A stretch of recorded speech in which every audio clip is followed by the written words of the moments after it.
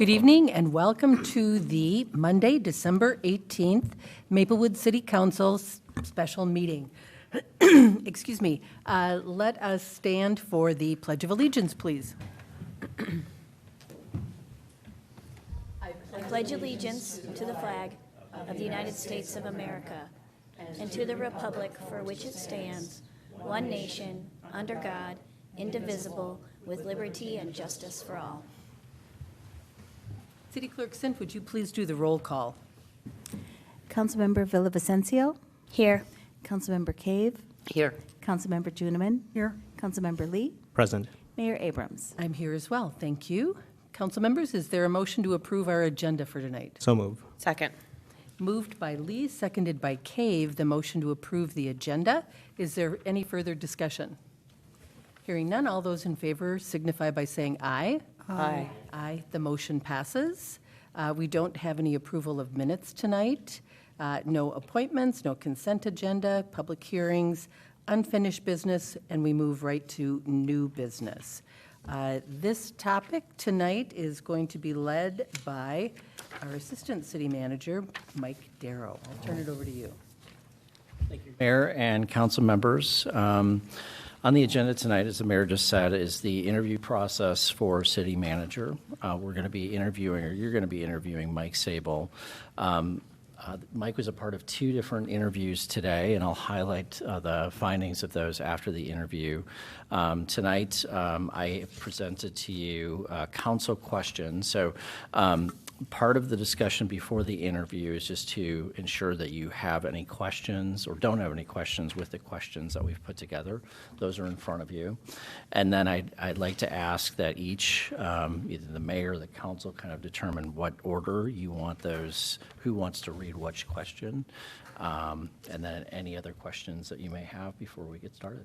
Just for simplicity, maybe what I'll do is I'll start over on my left. If Councilmember Villavicencio, you want to take A, Councilmember Lee, you want to take... I want B.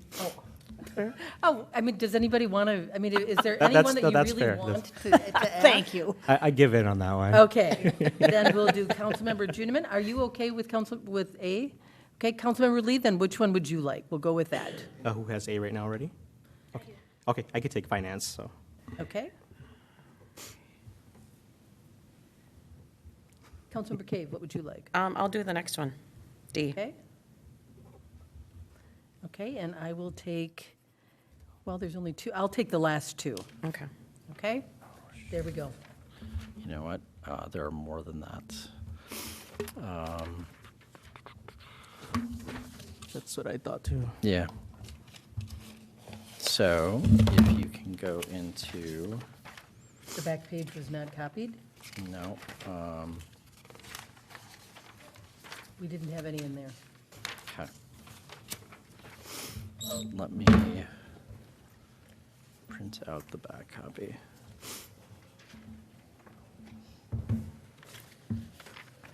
What I see in here are the A and B questions, Yeah. I think. Yeah, there's other questions. Okay, I wondered. Okay. Yeah. So let me print out the back page here.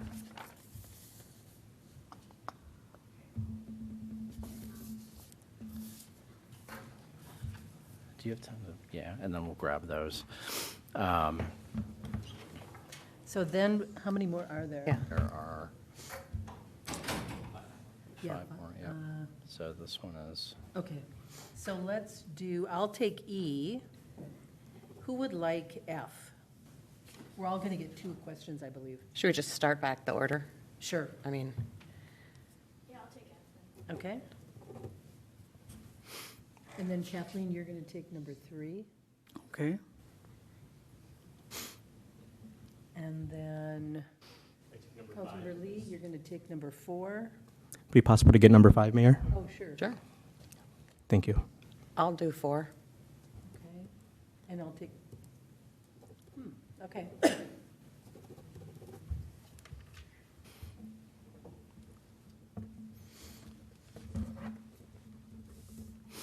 so we'll wait for those copies just to make sure.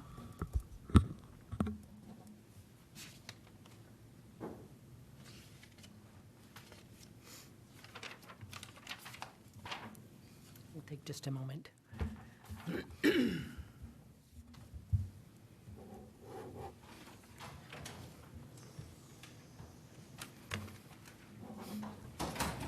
Thank you. Thanks. Thank you.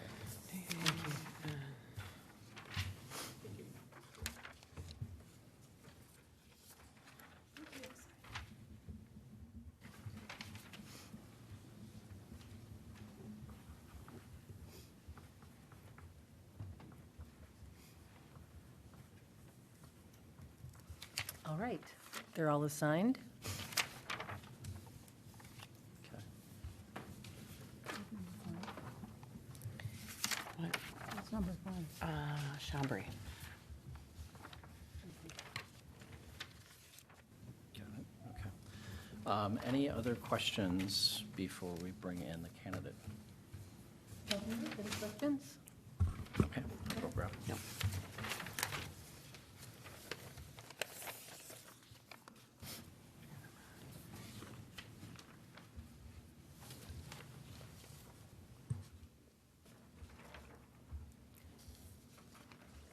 Mayor, did we do that correctly?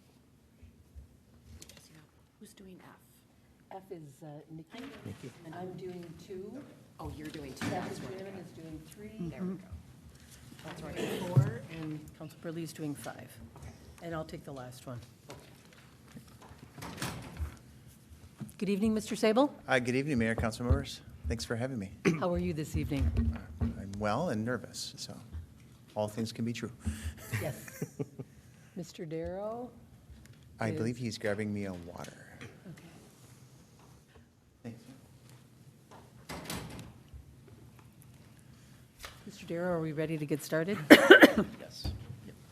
Councilmember Villavicencio, you have the first question. Welcome. Thank you. Hello, Mike. Hi.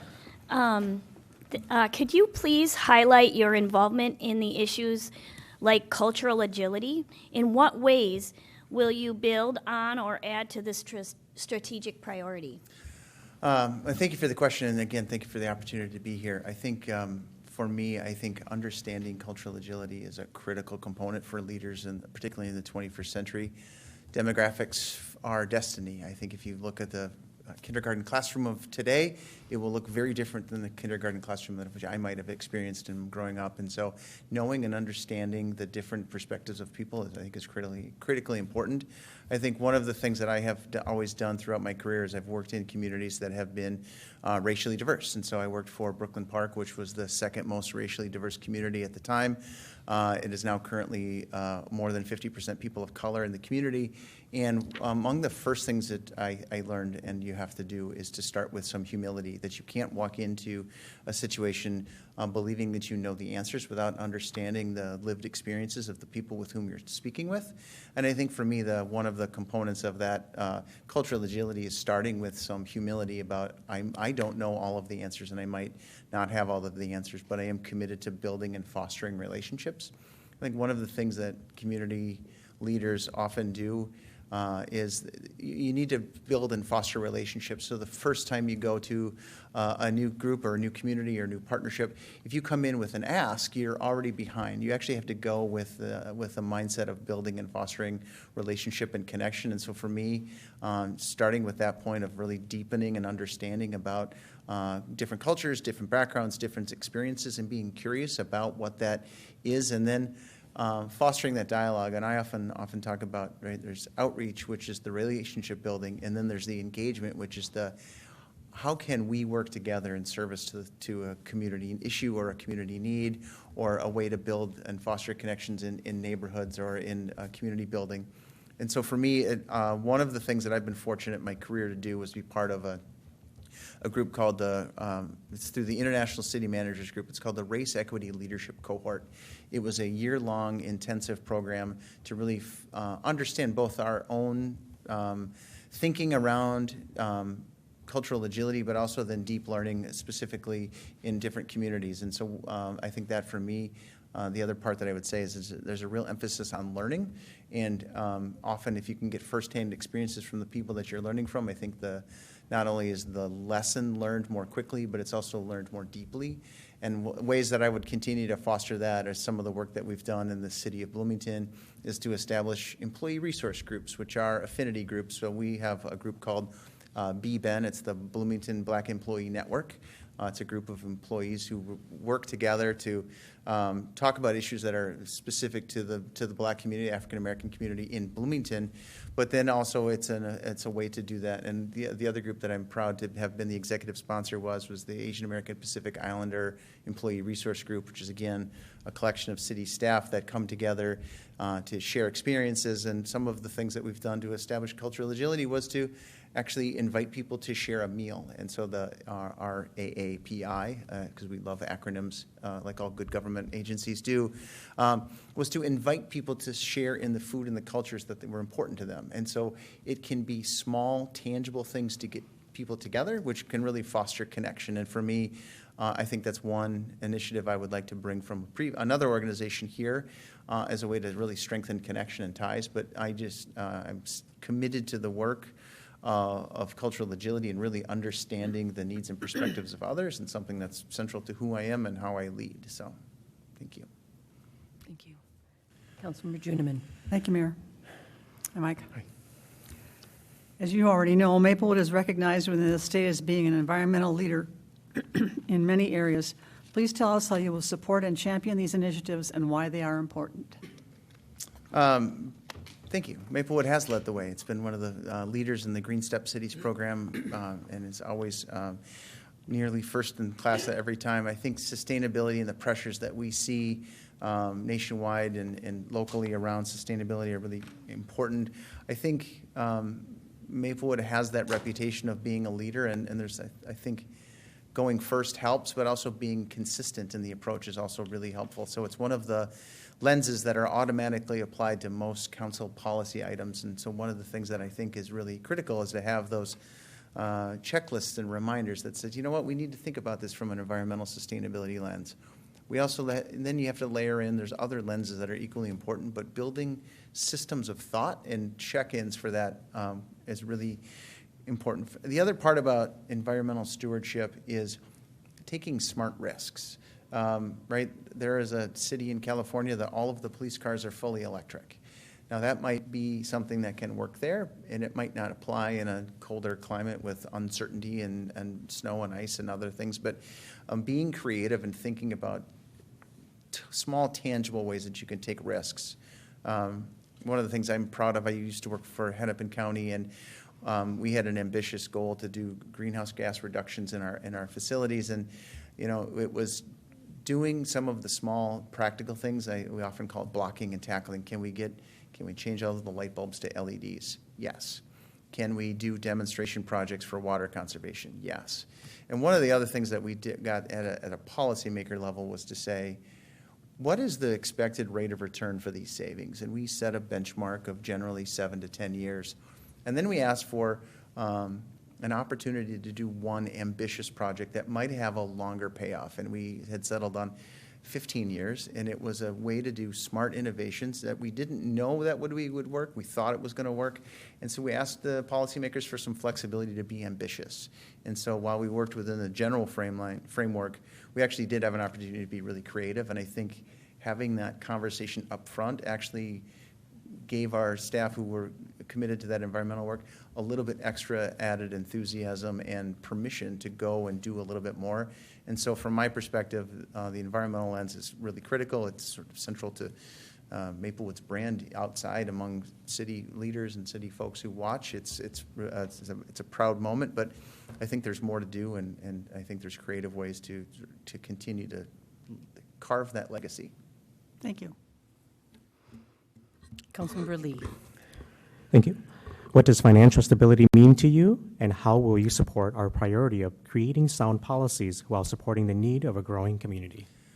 Thank you for the question. I think cities are in that unique role of the level of transparency behind spending and taxation and budgets is among the highest that you'll see among all sectors. I think Maplewood's commitment to a AA+ credit rating is one of those independent sort of third-party validations that things are done well. I think the other component is the financial audit always really well established. what we're talking about when we're talking about financial policy system is we're talking about systems. How does the design of our accounting system support the work that we're doing? How does the design of our budget talk about the values of the council? And so does that budget document actually live out the values that the council has laid forward? There's always this tension, and I know that this body knows this well, about the level of taxation and the level of service, and what is that appropriate balance? And some years, there might be a reduction in service in order to reduce the budget or to be more thoughtful in terms of being a good steward of the dollars.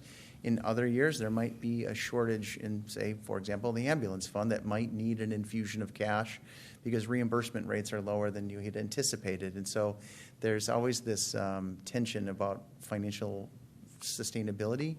The other thing that I think many people in the community don't often realize is that there's, hundreds of millions of dollars worth of infrastructure that, whether it's on the roadways or under the roadways or above the roadways, that are really critical platforms for people to be successful. So having a really strong roadway system helps commerce. Having a good network of water and sewer creates a healthier community. And so it's also having a look towards sort of the future and sort of a longer term lens about, are we managing this asset well?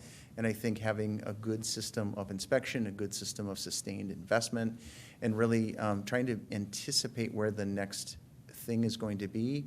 And we can get into how to leverage technology, but there's examples of communities that have such robust systems that they're anticipating breaks in the lines underground, and they're doing quality preventive maintenance ahead of time. And that investment in staff and technology actually makes the ownership of those assets sort of more important. So for me, I think it really does require giving staff an opportunity to explore creatively, what do we need, what are we after, and then having that robust conversation with the policymakers about, here's what is expected, here's the service level demand that we're seeing, and then having a good, thoughtful conversation about what's the right level of financial investment.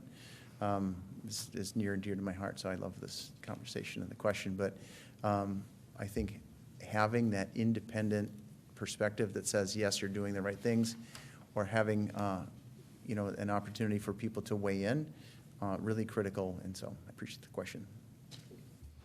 Councilmember Cave. I have a two-part question. Sure. Sorry, or two questions in there. How will you work with our diverse stakeholders to ensure continued development within the city? Mm-hmm. And then also tell us how you build lasting relationships within the development community. I think could you repeat the first question one more time, please? Sure. How will you work with our diverse stakeholders to ensure continued development within the city? I think any time that you have a situation where you've got a lot of varying perspectives, I think I always try to get people to talk about their interests, and I ask them to explain something, because I think what you try to unearth are the things that they value, the things that are important to them. And because when you can understand people's values and their motivations, you can be more creative and nimble in sort of crafting solutions that meet the interests of everybody. And I often tell this story about, a new dry cleaner in a community. That business owner wants to make money. The neighbors want it to be clean and quiet. The people who have an environmental focus want it to be healthy without chemicals. And you have these competing interests. And at the end of the day, the customers want it to be open when they want it open. And so you've got this natural tension about what can be built and how it should be built. And what happens is you have to have kind of a space to have a robust dialogue about what it means to be successful, and really to understand the trade-offs about how this might impact, or if we make this change, here's going to be how it impacts others, and to be really honest about how the trade-offs might be related to the values that people hold. And I think one of the things that city councils do really well, and this council in particular does well, is to try to meet where you can have lots of people be successful and try to meet as many needs as you can in the moment. I think that's an important piece. As to your question with regard to developers, I've had the opportunity to be a community development director, acting twice, and I've worked on a lot of projects in the development community, and was a former commercial real estate appraiser. So I understand the mindset and the role that developers play, and I know that one of the things that they look for is both consistency in process, but also then what is the level of support that might be available? And it's not necessarily always a financial support. In the city of Brooklyn Park, where I worked previously, they were trying to do a manufacturing facility, high-tech manufacturing, and their desire was speed. And they said, we're less interested in financial subsidy. We really want the inspection and the approvals process to be streamlined to be less than 30 days. Can you do that? And we understood what they did, and we kind of worked behind the scenes and said, here's how we can map out the design and completion of a building in 30 days, and we would have staff ready to support them. So it doesn't necessarily mean having one answer for every developer. It's really understanding their need and then adapting to that to support them. I think as a member in this community for a long time, I know quite a lot of people, and am always open to partnership conversations. And that's one of the things that I think for me, I take great pride in is, a former mayor that I had worked with previously had a question about development and thought to call me and ask my opinion. And I think for me, that was an important recognition that I had done something correct, that they still felt comfortable and to be a trusted voice for them. And so I know that there's a great emphasis on development and really a wonderful opportunity. I think Maplewood is really well positioned for that. And so I hope I answered that question. Thank you. My question is on integrated communication. What is your short and long-term vision for communicating to all those that call Maplewood home? And the second part is, what would your short-term message be? I think the short-term message for the city of Maplewood, if I were appointed city manager, is that the frame of reference, or just about the community the organization as a whole? I think it's yes, if you were appointed. That's Okay. the way I'm reading it. Okay. I would say, and I believe this to be true, I've thought this for a long time, and I've used this before, but it's a boxing analogy that oftentimes there are communities that they punch under their weight. And that means that they actually have a greater impact than maybe their size would indicate. And I think that's the case with the city of Maplewood. It's roughly 8 or 9% of the population of Ramsey County, but is looked to as a leader in a lot of areas. So while it might be smaller in the context of a larger region, it actually does things really well. And I don't think that historically we've maybe told that story as clearly and as cleanly as we could. I think I have a deep pride for this community, having worked here, and I know that the people who live here have that same mindset, but we don't often showcase what it would mean. And so when every community at some level competes for residents, they compete for businesses. Commerce can move across city lines, and the boundaries to many folks are nebulous, but for us it actually is really meaningful to have that as a talking point, that no, people want to come in here, that people want to come in and invest in their homes and in their families and their communities. And I think for me, part of that short-term story is to say, wait a minute, this is a pretty special place, and here's why, and sort of articulate some of those reasons. And I think maybe the long-term component around integrated communications really for me is consistency in the message across multiple platforms. Residents come from all over the world in many cases, but we all share a zip code. We all share addresses that are similar that say Maplewood. And so whether I'm talking to somebody who wants to only read Maplewood Living, or somebody who wants to only see it on a Facebook post or wants to see it on social media, there is a way to integrate that communication across platforms. I think one of the things that I think is helpful is when people can expect the consistency with which you would see things. We're bombarded with information across all sorts of platforms, but the consistency in the branding, the consistency of the messaging, the consistency of the story, I think are really important. I think if I'm talking about myself as the city manager, one of the things that I think I will demonstrate, and I hope people will see that authentically, is my passion for public service. This is something that I have been and done for my entire career. It's something I'm really passionate and love, because the work that we do impacts lives for generations, right? I mean, our children and great-grandchildren will drive on the roadway networks that we design and build today.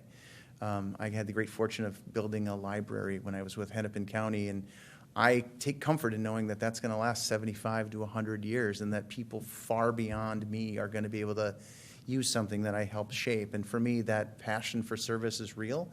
I think maybe that's the longer-term sort of messaging, is that the things that we do are really impactful. We can genuinely change people's lives through small acts of service. I know our public safety folks will often see people on their worst day, and when they deliver a high-quality professional response in a moment and potentially save a life, or to transform somebody who had a really bad day into making it a good day, that powerful story of public service really matters, and it matters that we do it well, and that's why it's A, why I love this work, and B, why I want to continue to serve the community in this role. Thank you. Councilmember Villavicencio. Operational effectiveness. How will you continue to build upon the trust of local government? In your opinion, what are examples of excellent operational and organizational efficiencies? I think this is somewhat related to the answer I gave on sort of the financial and asset management, and this is around being consistently using data to drive decision-making in operations.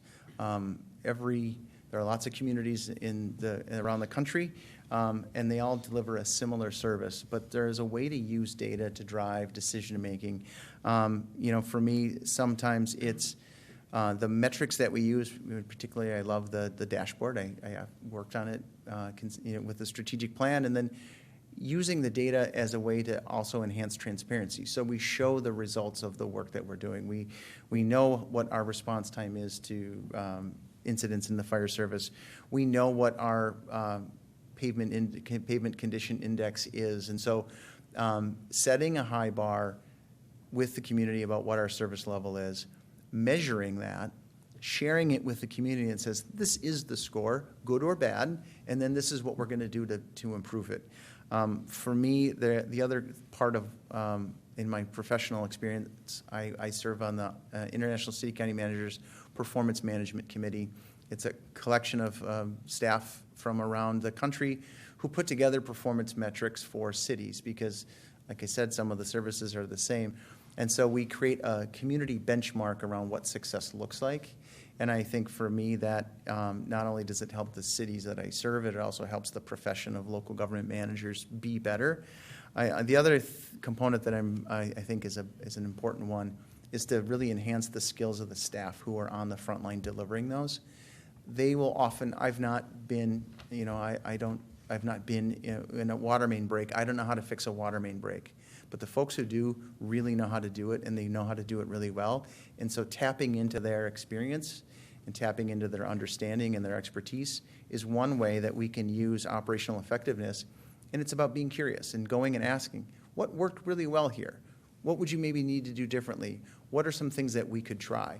It really comes down to that commitment to delivering really quality services and enlisting the people closest to the service so that you can get that perspective. I think the last thing I'll say is that mindset of continuous improvement and operational effectiveness. There are lots of processes that organizations do, and sometimes they change, and sometimes they should change. And so consistently stepping back and asking, does this form that we ask for continue to have the information that we need? There's Peter Drucker was a management thinker of the 20th century, and he made a joke. He made a comment that every report that we write should go on trial for its life every 2 years. Does this still give us the information we need to make a good choice? And it's stepping back and really having that kind of thoughtful perspective and building systems around continuous improvement. I love operations. I grew up in them, and so I really have a passion for that, for this topic. But I would say that saying what you want to accomplish, measuring the results, sharing the outcome, and then continuing to improve and get better so you can continue to meet that target is how I view that. So, thank you. The next question. Sure. Serving as a city manager is akin to serving as a CEO. We are open 24 hours a day, 365 days a year with a $70 million budget.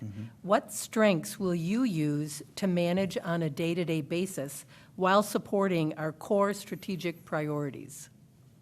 I appreciate the question.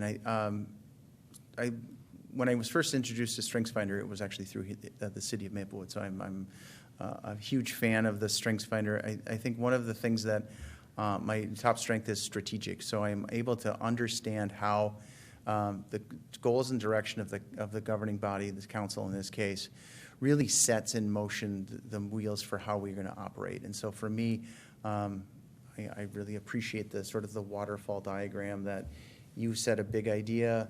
There's a couple of new initiatives that we can follow, and then internally we can track that. I think for me, the mindset around strategic orientation helps provide clarity for people on the front line so that they know here's the service I'm doing and here's how it serves the community, here's how it serves the council.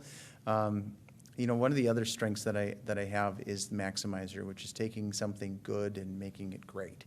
I really like it, and one of the benefits that I've had over the course of my career is to be curious, and so I ask what other communities are doing. And so if I know that we're doing something good, but I hear of a great idea over there, I bring it back and say, well, how might we use this to do? And so one of the things that I think as the leader of the enterprise, as a functional CEO, is to continue to push to do better. I think there's, we're entrusted with a lot of important resources, taxpayers' dollars, which are scarce and valuable and rare, but we convert them into public goods.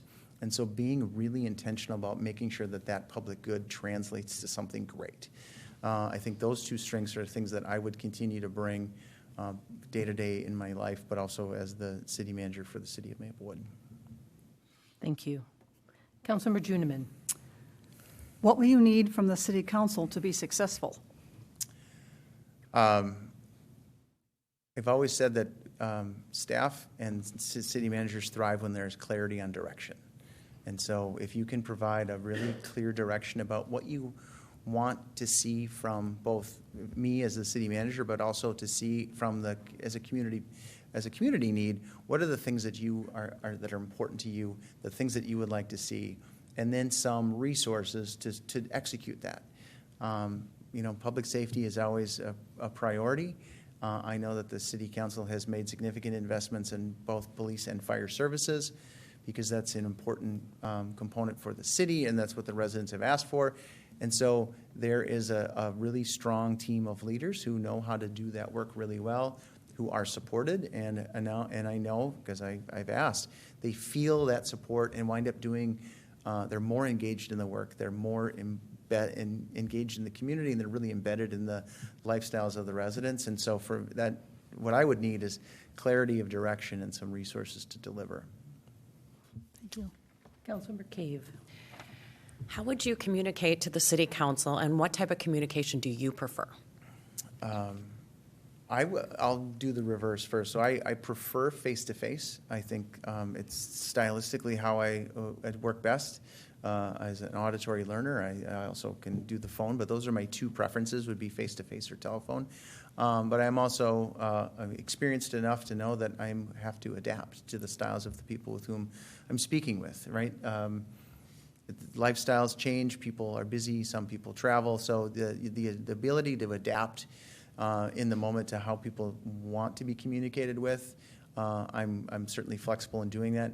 I think the one thing that I would say is really important is to then reflect back what I've heard, either in a written communication or verbally in conversation, is right, making sure that the message has been both conveyed and received. I think we have a lot of times where people often just talk, and you can kind of tell that maybe the person on the other side isn't listening. And so for me, making sure that it's both right, conveyed and received from both sides. So maybe if I give a short answer, I hope you would say, could you give me a little more? And then I'd be willing to do that. So, but for me, that I think is how I view communication. Thanks. Thank you. Councilmember Lee. Thank you, Mayor.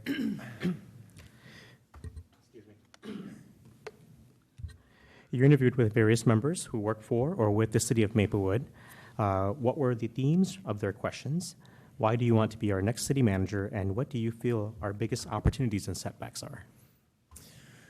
I think the themes that I've heard earlier in the questions were consistent with the kind of the questions we've had today. So they were related to the strategic plan. They were related to some of the diversity, equity, and inclusion work and cultural agility work that the city is currently undertaking. I think from a staff side, there was a desire to not have a dramatic course correction from the quality of service. I think the panelists that I spoke with today spoke very highly of Melinda Coleman and her style and her approach, and they really appreciated her leadership, both in terms of providing direction, but also in terms of her humanity. They talked often about how they actually, they knew that she cared about them as people, and they wanted to make sure that that emphasis wasn't lost during a transition, which I heard loud and clear, and believe that as well, right? I have some experience with the group, so hopefully they can continue to share their perspectives on how I answered that question. The community members, the questions were, I think, a little bit more broad about how we would interact, and so communications was one of those components. And then the other one was around linking the work of the boards and commissions with the strategic direction of the council. So how do we work in concert? And I think that was a really important question, and something that we wrestle with at the City of Bloomington currently is how does the Sustainability Commission align their work with the direction of the council? And I think that is an opportunity, I think, for everybody to have that strategic alignment. Your last question about why do I want to be the city manager, am I paraphrasing that correctly? I love this community. When I left 2 years ago, it was for an opportunity to work with a former boss in a community and a pay raise, which I'm not opposed to having more pay for similar work, right? And so I did take that opportunity, but there was a part of me that missed this place because it does do really great work. It's got a great reputation in the community. The staff is excellent. The direction that it is headed is really well positioned and well organized. And as I thought about a career opportunity, I've always loved public service. I have never been the city manager formally, and I think I've reached the point in my career where this is the next challenge for me to take on is how can I successfully lead an organization with the support of the city council and the staff and the community, because I do think we are poised for great things. I really see that and believe that, and there is a passion for this community that has stayed with me since I left, and so for me, I want to be a part of something that's going to be great. Just really quick, just the last piece of this is, what do you feel is our biggest opportunity and setbacks?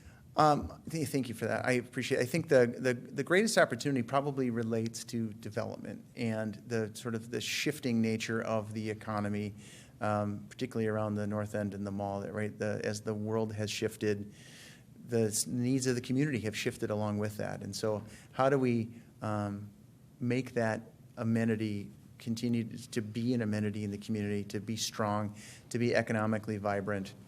I think Maplewood has the benefit of having a lot of supporting infrastructure around it, roadway networks. And so how do we leverage those existing assets and sort of turn them into really economic engine generators and lead the region in job growth?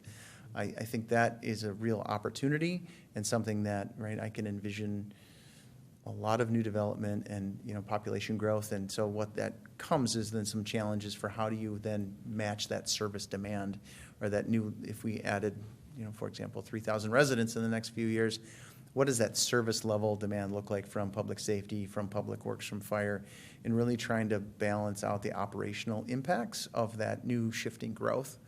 I think those two things are real challenges. And I think the other, it's both a challenge and an opportunity, is our partnerships with other regional entities, and particularly Ramsey County, I'll say historically has not been the easiest partner with which to work, in my experience, because they have a different mindset and a different cross-section of goals and interests.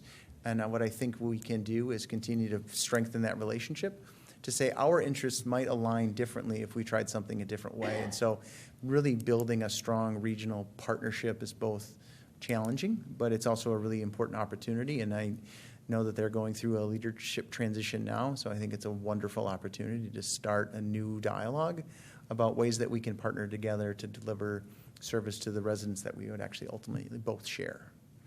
And then I'll also say, right, I stood over there a while ago talking about the Purple Line and the relationship with the Metropolitan Council and Metro Transit, and I know that that is an important conversation, and I think we are actually sort of have laid the groundwork to have a really strong working partnership, and I think that's another way to leverage that, the strengths and talents of others to actually support the work that we want to accomplish. Thanks. And I have the final question. What questions do you have for us? I have a few, if I may.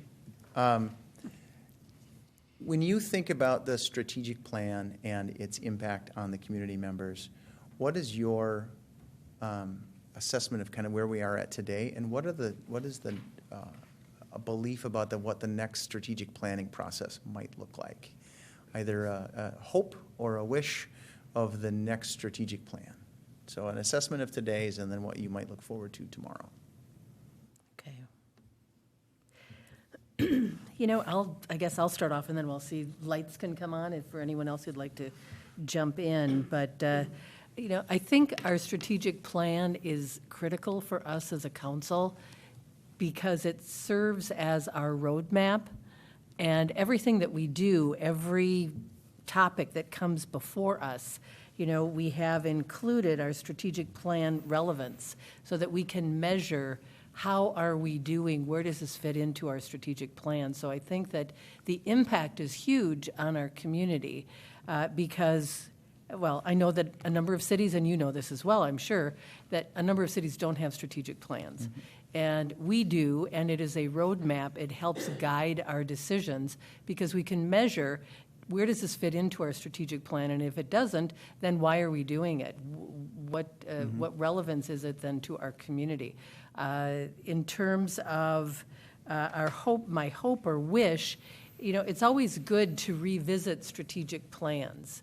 And what we normally do in kind of the spring of the year is we have a council retreat and we go back and look at our strategic plan and see where are we? Are we missing anything? Is there something that we need to change? Is there something that we need to add?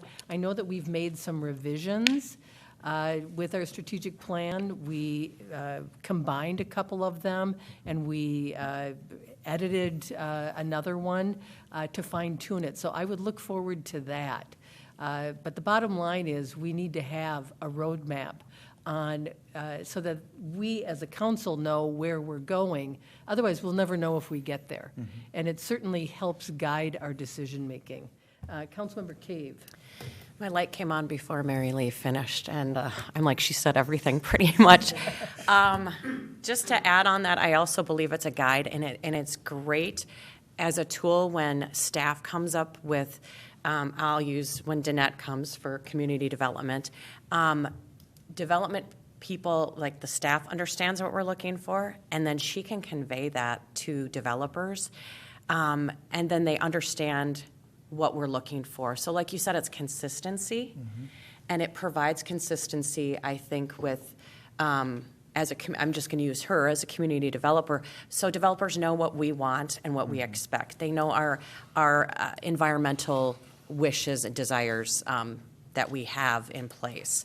And for going forward, I think it's great when you have, our council's diverse, and it's really important, like when we do have our staff retreat, to bring it up because there's always moving pieces and parts. There's new council members that come on. There's new ideas, and we're always evolving in different opportunities out there. And when we can bring them into our strategic planning, if something changes and we can maybe merge two, we just did one where we merged a couple. Mm-hmm. Those are always fabulous because it just helps the city in general run smoother. It's like the oil on everything. It just keeps it running. So, thank you. Anyone else would like to comment?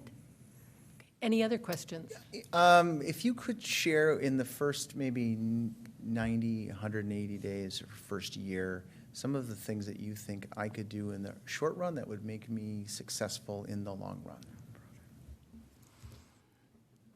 Actions I could take. Pardon me? Actions that I could take that Okay. would position me for success You in bet. the long run. Councilmember Lee. Thank you, Mayor, and thanks for that question. 30, 60, 90 days is, those go by really fast for anything that we do.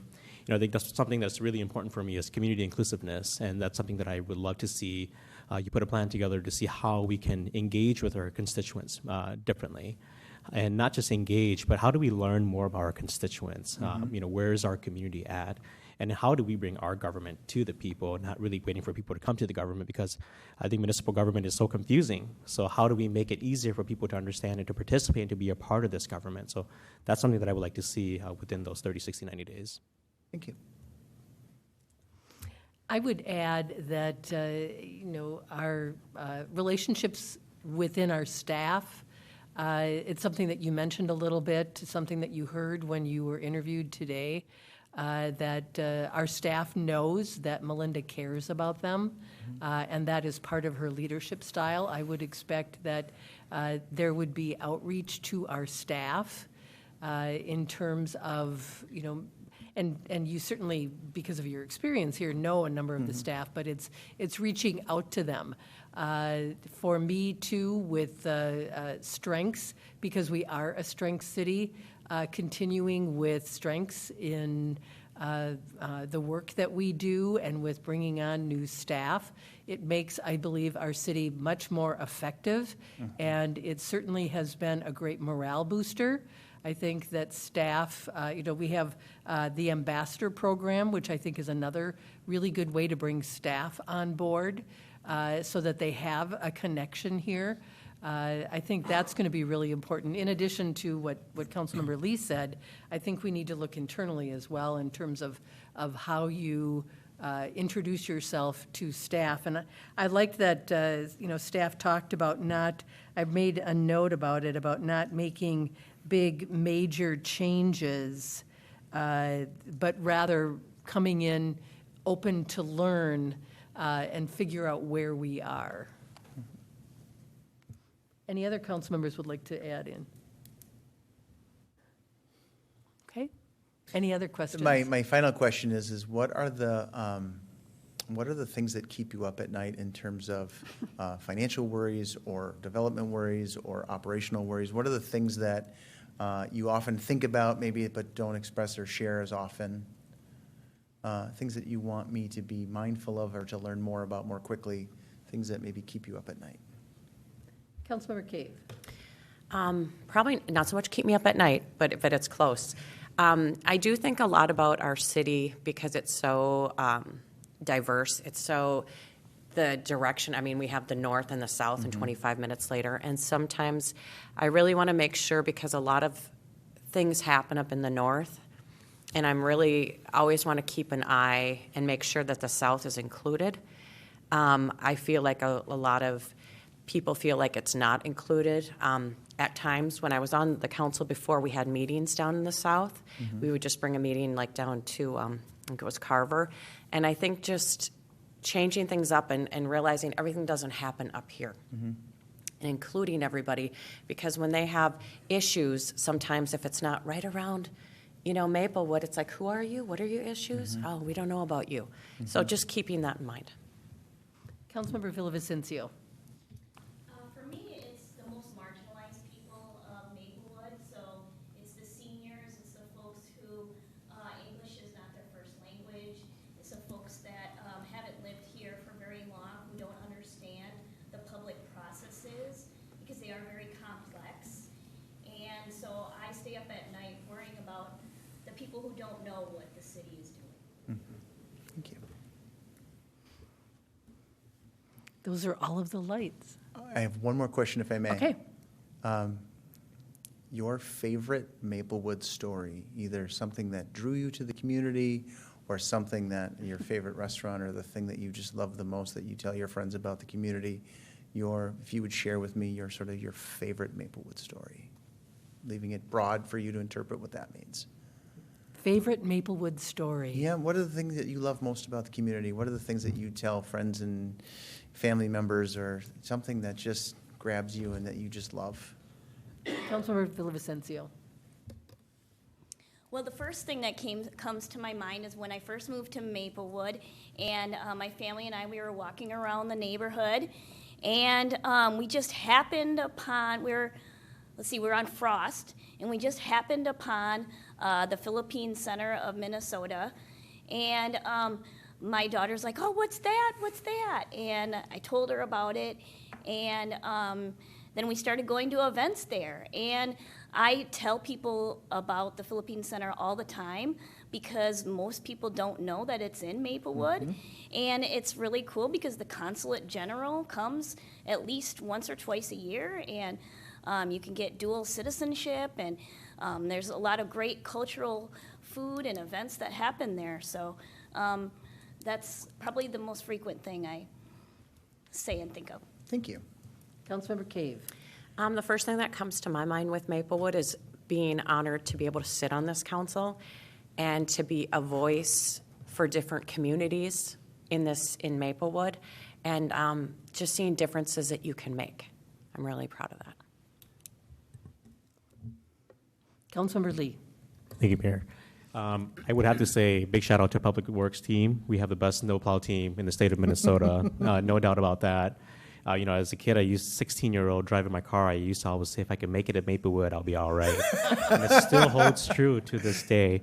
But I think another comment, favorite place is, I really believe that in the city of Maplewood, we have the best chicken wings at Yang Yang on County Road C. C? Okay. Yep, and White Bear. So if you have not had their chicken wings there yet, Yes. you got to try it. So They are fabulous. Councilmember Juniman. Thank you, Mayor. Well, being the oldest one up here, in every way, age and length of service, and tagging on to what Rebecca said, pride in being able to be part of this. It is, it may sound corny, but to me, it's a thrill to be able to be here and to help make decisions about a community that I think is really great. It's really well run. And one of the things we're known for, and I'm always touting, is our public safety department, because we are in the forefront there. It's not just in the environment, but public safety is out there, and other people in other communities not terribly far away are jealous. Thank you. And I'll finish up with just a little story that just popped into my mind about, we really are we're very neighborhood-driven, and we've got relationships in our city are really important. And I have observed many, many times the way that our neighborhoods relate to our city staff. What comes to mind is I had a dear friend that she passed away recently, but she and her neighbors were having their streets dug up. Public Works was there and redoing the streets, and the neighbors would get together and put their chairs out and sit and watch all of the equipment, and they brought the workers pie. And, there is that relational part of it, and that we have so many amazing people that live in Maplewood. And I have to say that as mayor, I get, once again, it's a privilege, it is an honor. It's also very humbling to serve in this capacity as a public servant. But I have to say that the kindness that we have in our city, just the wonderful things that are happening in our neighborhoods is something that I really relish and I value so much about Maplewood. That, we've got a lot of great things going on. How many cities can say that they've got a Fortune 500 company? We've got a hospital here, that the hospital is going to be doing a massive expansion. We have a monastery here. We have, I think about all of the different we've got a mall here. So we've got all of these physical assets, and those are all wonderful, but it's really the people here that I think make Maplewood so special. So there you go. Thank you. I appreciate it. I'm out of questions. Okay. And all the lights are off. So At this time, we are concluded with the questions. And so, Mr. Darrow, tell us what's next. We want to thank you for taking the time. No, I appreciate it, and I just want to say what an honor it is to be considered, and a joy, and I would look forward to the opportunity to serve this community and to serve all of you. So, thank you very much. Thanks, Mike. Thank you. All right. Mayor and Council, at this time, I'll ask to put the presentation up, and I'll just kind of walk you through some of the key elements. As I mentioned, there were 2 other panelists interviews today. And I want to start with something that Mike brought up and was brought up at each of the 2 panel discussions. And as Mike mentioned, this is a legacy of Melinda Coleman and her work. You heard Mike say that he was very impacted by strengths, and so much that he brought that to Bloomington. And so the foundation, and when he talks about culture, a lot of the culture, and when you all talk about the culture primarily starts with strengths. So these are the strengths that Mike would bring to this as a leader, finding the best route, fascinated by ideas. He talked about communication and bringing the story to life, action and making things happen, and seeking excellence. And so those are the core attributes that both Group A and Group B talked about. Group A was made up of our leadership team, and there were 3 primary themes that came out of the discussion with Mike. And the first was trust in the Maplewood way. And what that was defined by that group based on his thoughts were strengths, family focus, strategic needs and priorities, and then understanding systems and how we can improve in a collaborative fashion. So he talked a lot about data as those findings of fact, and really celebrating the opinions of not just those here at City Hall, but bringing those opinions and really reaching out to the community. The second theme was a commitment to leadership, a commitment to people and collaboration, understanding of strengths, investing. The mayor just talked about, making sure that we're bringing people up, and her appreciation and your appreciation of staff, certainly of Public Works, and others, finding wins. So one of the questions that we asked him is, talk about one of your most embarrassing moments, and the humility in which he talked. And rather than running away from that type of question, but running into it and talking about what are those things in a very humility or humble way of looking at what didn't work and how we can do better. And that gets to that last point of being curious about our systems, curious about our cultures, curious about the many things that you all talked about in your conversation with him this evening.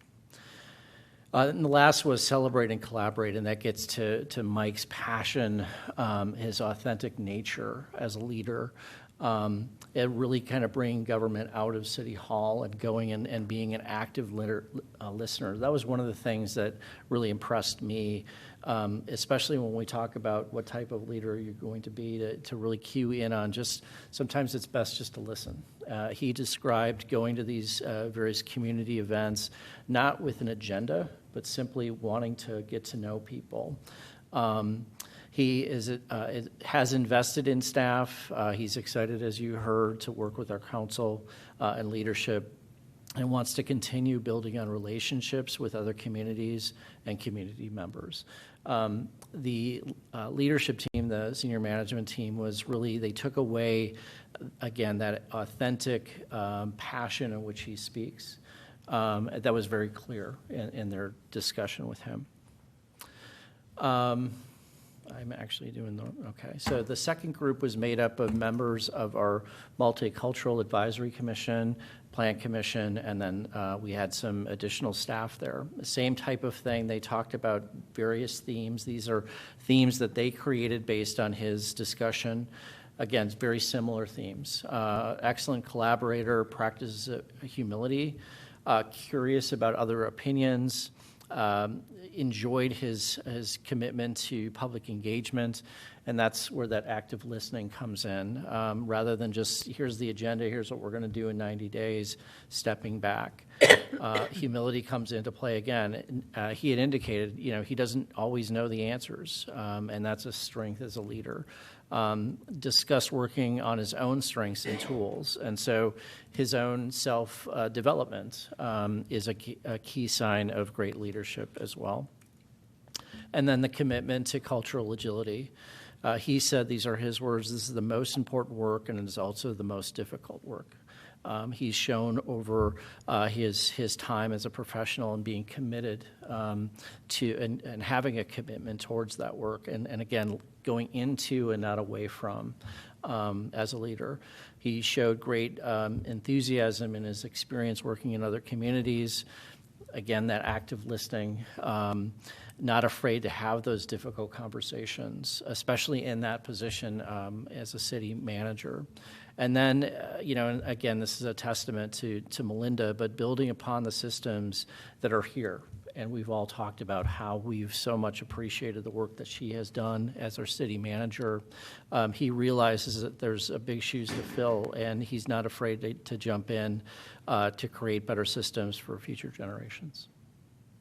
So those were their findings. I wanted to again, just kind of talk about next steps based on the interview, based on these findings, and to see if there's any other questions that you had with any of those groups. Council members, any questions concerning Group A or Group B? Okay. Then, Mayor and Council, there is a motion that staff has put together. The motion would be to support Mike Sable as city manager, subject to background investigation and approval of an employment contract. Council members, your thoughts. Councilmember Lee. Thank you, Mayor. This code is, I don't even know where to begin, to be very honest with you, Council, and everyone. And, I want to take a moment to thank Mike for coming in tonight to interview with us. I know this is, and all the community members who are here tonight, and also those who are at home. And I'm going to be very frank with the Council, just on my thought and my thought process about what has happened here in the last month here on the Council and kind of the direction that we've taken as a Council. I find it very hard that in 2023 that we're still having conversations about fairness, being inclusive and being equitable. And we talk about this work all the time as a Council, as a city, as a state, as a community. And that it's insane that we're still talking about this. And I bring this up tonight because we interviewed one candidate tonight, and I don't think that has provided an opportunity for us to really evaluate who else is out there that also qualifies for this position. First, I also want to make it very clear about my position about this appointment process with Mike Sable and also Councilmember Phyllis Unseal. What we're fighting for and what we're asking for is an open and fair hiring process so that we have evaluated all candidates who qualify for this position as city manager. And then also to have the input of our community in the process itself. We made this decision without any inputs from our community about what they're looking for in a city manager in this next step. I also want to be very clear that Councilor Phyllis Unseal and I we're not challenging Mike Sable, his qualification, his professional, himself as a person. That's not what we're here to do. I called Mike 2 weeks ago when I put out the public statement about our hiring process here in the city of Maplewood and explained to him personally that our statement has nothing to do with him as a person or as a professional. So I want to make that very clear. The narrative that has been put out there is that this process, if we didn't do it this way, was going to cost the city of Maplewood $25,000. There was another option where we could do it in-house, and that this process is also succession planning. We don't have a succession plan that has been approved by this council this last year, or to my understanding of any previous council, and that it doesn't have to cost the city of Maplewood $25,000. We have amazing staff here in the city of Maplewood that can do this work, to have an open and fair process to evaluate all qualified candidates out there. So what it comes down to is we're not required by law to have a process, so we don't have a process. And I don't think we need the law to tell us to do the right thing, and all that we're asking for is just to have an open, fair, and equitable process. What we're contributing to as a council is we're contributing to the problem that is systemic problem that is so deeply rooted into our community. By taking the easy, the simple, and the comfortable way, we're enabling the practice of systemic prejudice to continue. As a government entity, we're setting examples for our businesses, the folks in our city, and we're not setting the right example for the next city manager. That this is not the process that I support. This is not the process that I want to see continue in our city. We talk a lot about what that does is that allows us to be enablers to support that systemic problems that are happening in our community. We talk a lot about diversity, equity, and inclusion in Maplewood, but what I've learned is through this process that's a lot of talk. We need action. When we are faced with a hard decision, we take the easy way out, and this was the easy way out. And doing the right thing is not always easy, or it's the fastest route. We put our community inclusiveness on a pedestal, and I'm very proud of many of the departments in our city that does a great job doing community engagement, such as our public safety department and other departments. What I've learned is that our governing body this last year is not one that's great at doing community inclusiveness or community engagement. We've demonstrated that, like DEIA, it's really just a checkbox, and that's something that I don't want us to do and continue to promote. Our approach to replacing city manager is a clear example. I don't deny the fact that Melinda's done great things for the city of Maplewood. I've learned a lot from her this last year, and I thank her for the things that she's done for us and her commitment to the city of Maplewood. But maybe that is not what we're looking for, is a plug and play for Melinda. We haven't taken any perspective from our community about what we're looking for the future of Maplewood. Mike was recommended by Melinda, and the idea of Mike coming in to just take us from where we are, it's not what I'm looking for. It's not good enough for me. I want Maplewood to be better than this today.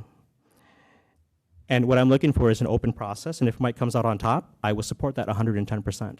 No question about it at all, if we've evaluated that with other candidates that qualify for this position. And something that's interesting is, since we've known that Melinda will be retiring in February, not once was I asked as a council member or as a community member, as a father, as a Maplewood resident, what is important for you and what are you looking for the next city manager? Not once. So what I really want, and let alone, the community wasn't even provided an opportunity. There's so much to say about what fundamentally is wrong about this process that we're taking that I can't even take the time to articulate what I want to say tonight. Council, I ask you tonight, Councilmember Cave, Councilmember Juniman, and the mayor, what I'm looking for is for us to reconsider the use of appointment to find a new city manager for our position. I don't believe that it's too hard to ask for an open, a fair, and equitable hiring process for the city of Maplewood that is inclusive of our entire community. What we've done is we brought great staff in to have the hiring, to be a part of the hiring process, and we have these advisory committee. But that's really a mask to what we should be doing and what is owed through this process, and that's what we're asking for. It's just an open and fair process. I would like us to talk about what we can do together as a council to find the next city manager in an open and transparent way so our community knows. Many people are at home tonight that don't even know what's happening in the city of Maplewood, don't even know what the process we're taking here is, and they should know. I saw a chart a little while back when I came onto the council that the council, we are under our constituents, but our constituents don't even know what's going on in our city. I would love to work with the council to create opportunities to evaluate what's best for Maplewood. We have time to do the search to avoid any unintended consequences. So I ask of all of you, council, to really reconsider this tonight. We need to govern with integrity, and doing the right thing, we should not require a law to tell us to do that. That's my take. Thank you. Councilmember Villavicencio. Thank you. So it's still my position that the city should have a fully transparent process that would include more than one candidate. And I just would like to go through, because as Councilmember Lee has pointed out, most of the city does not understand what is going on and what has gone on in the last month. So in the third week of November, the city council members were informed that the city manager would be retiring and a former employee would be replacing her next year. And on November 27th, the Maplewood had a city council meeting where before the call to order was in place, the mayor held an unofficial or discussion to proceed with the current city manager's chosen successor. 2 council members expressed deep concern, and consensus was not met. December 13, the posting on NeoGov was posted for less than 24 hours, which leads us to today. The city of Maplewood is a council manager plan government. According to the Minnesota statutes 412-641, subdivision 1, the city manager shall be chosen by the council. The current city manager clearly has a conflict of interest. The situation is being treated like an internal hire, in which it is not. The duties of the city council are being circumvented with an unethical and cherry-picked process. Thank you. The goal of the council should be to select the very best candidate.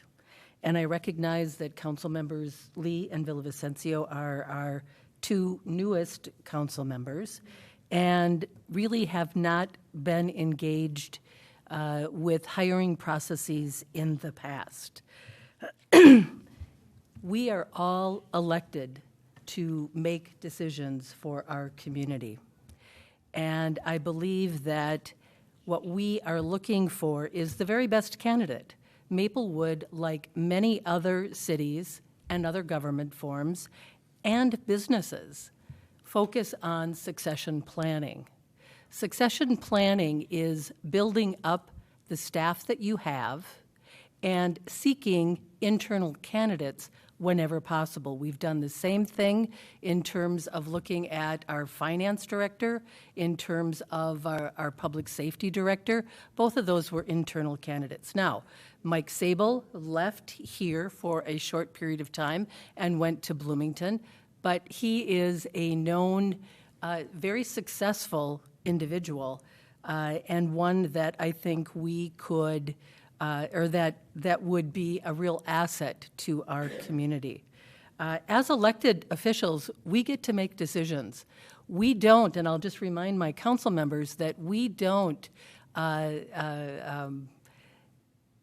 sometimes we have to make those decisions as to what we think are best, and we have to sometimes agree to disagree. And obviously, this is one of those circumstances where we disagree. I respect your opinions, but I still disagree, and I don't think that they are the best decisions for the city. I'm making the decision in terms of the process that we used because we vetted Mike Sable. He is going through a background check. He was interviewed. He had 3 different interviews today.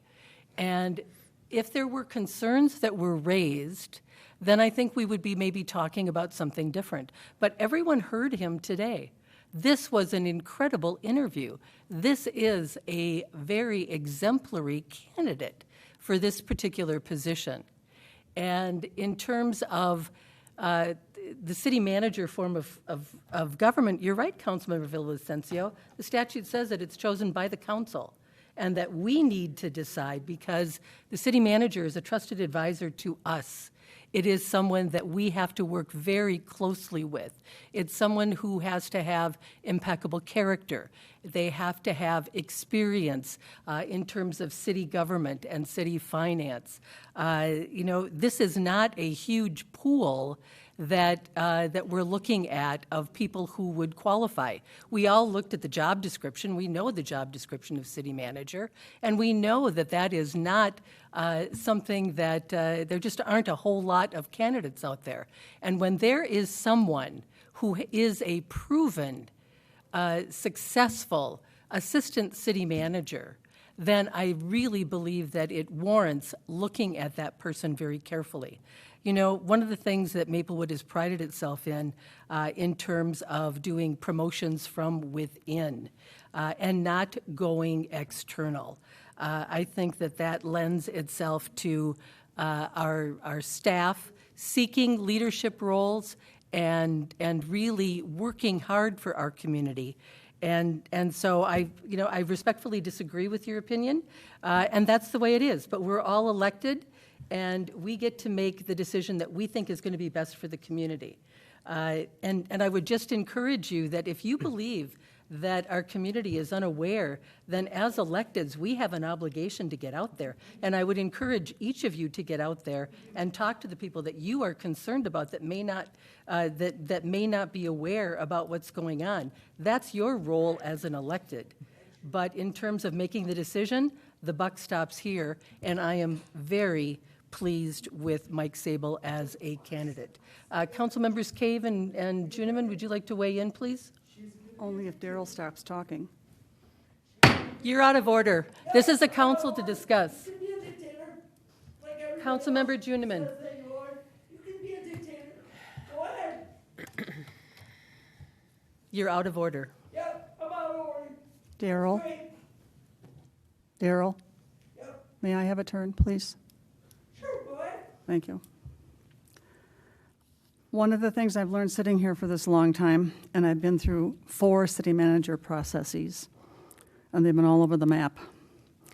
And one of the things that happens when you go outside is it takes a lot of time and a lot of effort and a lot of head banging sometimes to find somebody that you think fits your city. And you have to go through the background checks and all those things besides finding the person you think fits.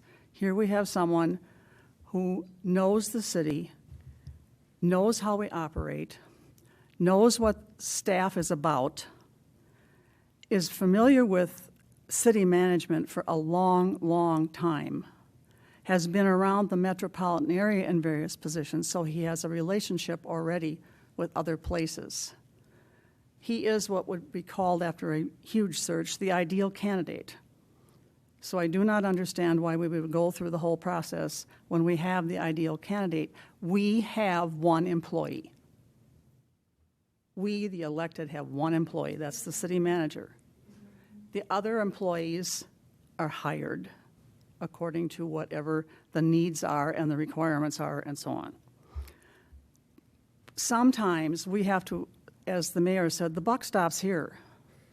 I've said this many times over my years here. I know that people want to have input, but it was put out there what was going on, and some people wanted it to be different. I personally got 1 phone call and 3 emails out of 42,088 people. And to say that people don't know, I have to admit that people don't know because they don't have to know. We are elected to take care of this. Daryl, please. Daryl. I'm going to remind you that in our council that we will respect each other, that we will have dialogue in this council room. I'm going to ask you to leave if you aren't able to be quiet. Sure, that's fine. But we deserve to know. We, the public, deserve to know what's going on. But we don't know what's going on. Daryl, I'm going to ask you to leave, please. We're having a council meeting. Would you please leave? I'm not leaving. Then please be quiet. Then you'll need to be quiet and follow the policies that we've set as council. That's fine. Thank you. Thank you, Mayor.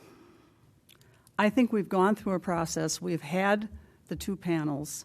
3 of the members of that 1 panel were from the MAC. So we've had input from those people who are important in this community, and they represent an important portion of our community, which is why they were on this panel. And I do believe that the representatives of that have been here. Yes, he was someone that we already knew. That's how you hire from within. We do this with our leadership many times because they are familiar with us, they know how we operate, and they've made a contribution already, and they wish to make more of a contribution. That's how this operates. But we have the responsibility, and I've said this many times in other contexts. I know I represent 42,000 people, but that doesn't mean every time I have a huge decision to make that I put little slips of paper at grocery stores and say, what's your opinion? Some of the reasons that we are up here is because we're supposed to do these things. We're supposed to spend the time and the energy and the mind power on doing something that's important that we don't expect all the people to spend as much time at. That's basically what this is. I had a lady, when I was campaigning last time, an older lady say, I had handed her my brochure and she gave it back and said, I always vote for you. She said, I'm not worried. She said, if I wanted to know all the things you have to know, I run myself. She understands, and she's called me on different things. So she's engaged, but she said, I don't want to have to think about all the things you have to. That's why I want a representative that I can trust. That's what representative government is. I think this is our job. Councilmember Cave. Yes, thank you.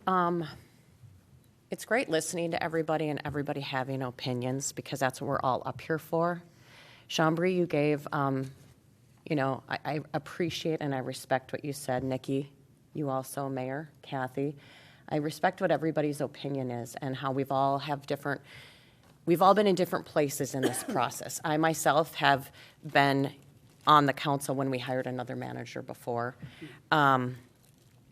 That was different. But I don't, personally, for me, I don't feel this is something that we're excluding the city from. This isn't anything that's happening that if you look at the league, you'll see cities all the time, all the time are putting somebody in that is inactive. They make somebody active, they make them permanent. They come from internal. It's very, very common. This isn't something that I feel, I've worked with Mike. It's not something that I feel we're doing short-sighted. I don't feel like there's a bunch of candidates. And I know you said, why don't we interview a bunch and then if Mike's the best? I don't think that is what's necessary for this position when you already have a city that's running like I've been on the council before. I've been different times, okay? So I see how this city runs, and I'm so proud of how it's run and to be on this council to see how staff works together and, how the city manager helped build this community. I don't want to see, I was excited when I heard, I was hoping, there's maybe other internal candidates. I didn't know who would be excited for this job if anyone wanted to undertake it, because you have to have a really diverse, you have to have community engagement. You have to be a financial person. You have to be able to negotiate with all the unions we have. You have to deal with employee conflicts. Then you have to deal with all of us. And every one of us is different. And then next year, what if there's a new person? And the year after that, a new person, and new staff. It constantly changes. So you really have to have a unique personality for this job. And people can say it on paper.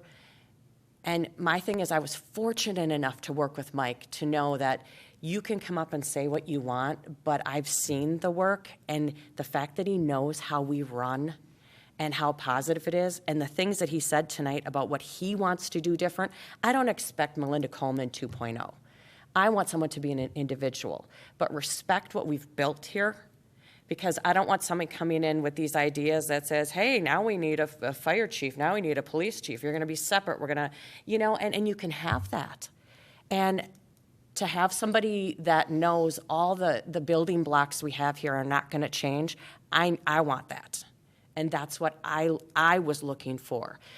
Great that he wants to continue his strengths. That was something I really wanted too, but it was like there was other priorities besides that. Mine was the building block. Are you going to keep our staff going forward and moving them up? And not just saying, hey, Melinda did a great job. We don't ever have to change. I like how Mike is coming in. He does have a lot of experience in the community, and I'm looking forward to that, to see what he does, because our community not only is diverse in people, but in areas, and it just needs to be pulled together, and I feel he's glue with that. And his ideas and how he knows, not coming from a different region, because you can come from a different region, it doesn't matter, but the fact that he worked with Hennepin County and Ramsey County, two biggest counties in the state, and he knows what they're like. And he does know that change is happening in Ramsey, and we are Ramsey County, and willing to say that was a priority he mentioned, and that stuck out to me because I go, Ramsey County doesn't play well with others in the past. And I really hope, since we are the largest, our city has the most Ramsey County facilities in it. And we do a lot for Ramsey County, and we need to work together. That's a big step I see with us. So I think Mike is an excellent candidate. I understand what you're saying and I don't see what you see and how you feel personally. I'm not attacking how you feel. I'm just saying I feel different, and these are the reasons why. Thank you, council members, for sharing your thoughts. There is a motion before us. Would someone like to make it? I move to appoint Mike Sable as city manager, subject to background investigation and approval of employment contract. Second. Moved by Juniman, seconded by Cave, the motion to appoint Mike Sable as city manager, subject to background investigation and approval of employment contract. Is there any further discussion? Okay, Councilmember Lee, Mayor, could I ask for a roll call, please? certainly. Roll call, certainly. Councilmember Cave? Here. No, aye. Oh, aye. I'm sorry. Isn't that what you meant? Roll call vote. Are you voting? Yeah, how are you Oh, voting? you want, I'm She sorry. wants a roll, I'm sorry, roll- it's a a roll roll call call vote, so vote. we're going to do it Okay. individually. So, Councilmember Cave? Aye. Councilmember Juniman? Aye. Councilmember Lee? Abstain. Abstain. Councilmember Villavicencio? Nay. And Mayor Aye. Abrams? Thank you. The motion passes, and Mike Sable will be our next city manager.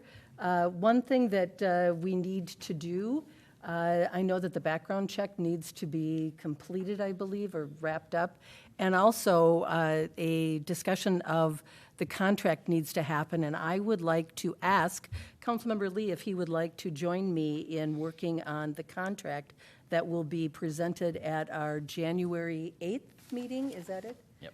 Councilmember Lee, is that amenable to you? January 8th, I might still be out of town that day, so. No, this is, we have Oh, to before- work on yes, it way yes, before. before I can, It's going to so. be done before. Yes. We have to have something in place. Yes, I would do that, Okay. Mayor. Thank you very much. Councilmember Lee has agreed that he will help with that. Okay? Mr. Darrow, is there anything else that we need to do? That is it, Mayor and Council. Okay, Councilmember Cave. One comment I just want to say to the council and to everyone out there, a Merry Christmas and a Happy New Year. We weren't going to have a meeting, we said it before, and I just want everyone to realize, just to say special prayers for people who really need it, who are not going to be home. Our country that's facing a lot of uncertain times, and just for peace. Thank you very much. Council members, thank you for your, Councilmember Lee. Thank you, Mayor. In addition to that, so that the 2024 year will bring good health and great prosperity to our community and everyone in our city. So thank you for choosing Maplewood as your home. Continue to reach out to us if there are any questions. So we will see you all in 2024. Thank you, everyone, and Merry Christmas, Happy Holidays, Happy Kwanzaa, Happy New Year, whatever holidays you and your family may share during this time. See you all in 2024. Thanks.